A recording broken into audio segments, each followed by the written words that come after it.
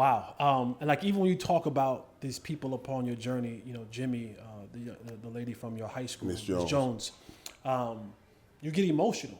Yeah. You get emotional, and people will look at you and say, "Man, Michael Irvin is a man's man, right? He is what a man's man is." And the emotion that you have shown, just goes along and tells me just how much those people meant to you.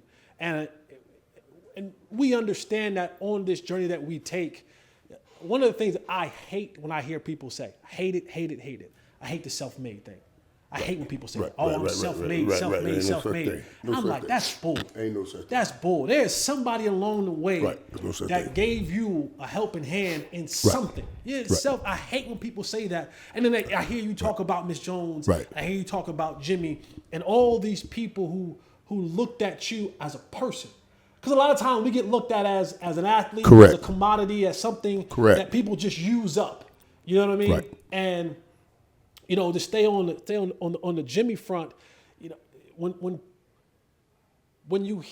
people hear you talk about Jimmy Johnson, it's not because of everything he did for you as a football player or a football coach.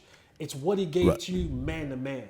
Right. It was that father figure type situation where he loved you in spite of. Right. That he cared for you no matter what you did, no matter what they said, because I'm sure, I'm positive there were a ton of people at Miami and said, get this, send him back. Yeah. Send him, this one, send him back. Yeah. He got to go. Again?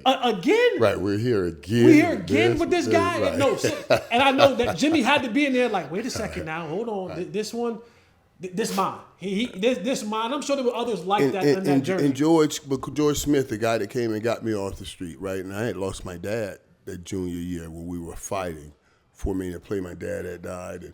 And, he died my first game my senior year. My dad's never watched me play football. Just never watched me play. All the kids, he had to work when I was playing in the Little League and all of that stuff. And then when I finally made the change, he was like, I'm so proud of your son. You're making a decision to do right and do good things. And he said, I can't wait to watch you play at St. Thomas, because after I decided to sit out.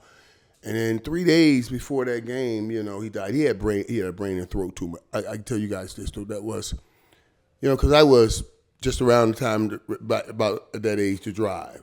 And for some reason, my dad said to me, he said, son, I'm going to have you drive me to and from the doctor. I was like, okay, I just want to drive anyway. You know what I mean? I was 16, 17, I'm just driving. But it was so wild to see it, to watch him go. He had a brain and throat tumor, and he went through some things, One day one leg would be big, the other one would be small, and they'll switch up, the other leg's big. And I took him to the doctor one time, and I heard him say to the doctor, he said, Doc, how much longer do I have to deal with this? And the doctor said, Mr. Irvin, is the pain that great? He said, a physical pain I can bear, but the pain of my family seeing me this way. I'm like, dude, I know this dude going through all that kind of pain he has to be going through. I'm watching, I'm driving him, but to hear him say that, it kind of tells you what a father is and what a man's responsibility is. And I kind of, I was like, wow.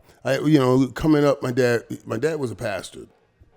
He used to always give me these old funny lessons, like, son, life is about, as being a man, is about making decisions and living or dealing with the consequences. I was okay. So, I thought I got slick one time, right? I said, okay. So they come to get me one day. I said, hey, I'm going to make a decision. I'm going to quit school. I don't need school, quit school. He said, okay, no problem. And he said, all right. I said, then he came next day.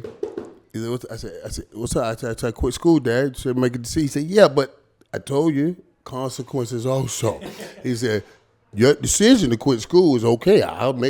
But the consequences, you got to go to work with me. Right. Come on, let's go. I was like, what? Oh, okay. My dad did roofing. Hoo-hoo, nigga, let me tell y'all right now.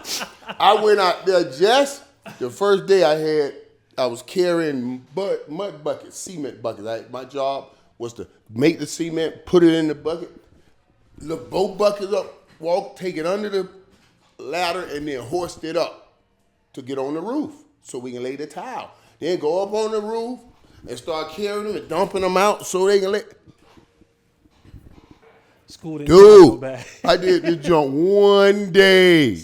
One day, that joker tried to wake me up the next day. Hey, I made another decision. he said, I said, I'm going back to school. He said, oh, okay. I thought you'll make that decision. I went back to school. But then he made me work every summer with him. But what I did was I took the pant and the shirt that was full with cement. It was on my wall in my locker. It was on my wall at college. My mindset was, if I don't make this work, that's going to be my work. And I wasn't gonna make that my work. You see, I put this, the fear of success or the fear of me succeeding here against the fear of me having to do that. I'm gonna face this fear. We gonna succeed here because I'm not going back to that, and it worked out. And that turned the University of Miami into from also onto the top of the rock. To the top of the rock. Right? We went to the top of the rock. We won 58. So we got there. We won 58 straight home games. Still a record to this day.